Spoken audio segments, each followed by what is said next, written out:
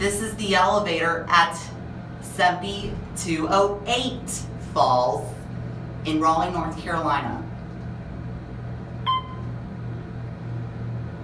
Also known as the North Carolina School Boards Organization.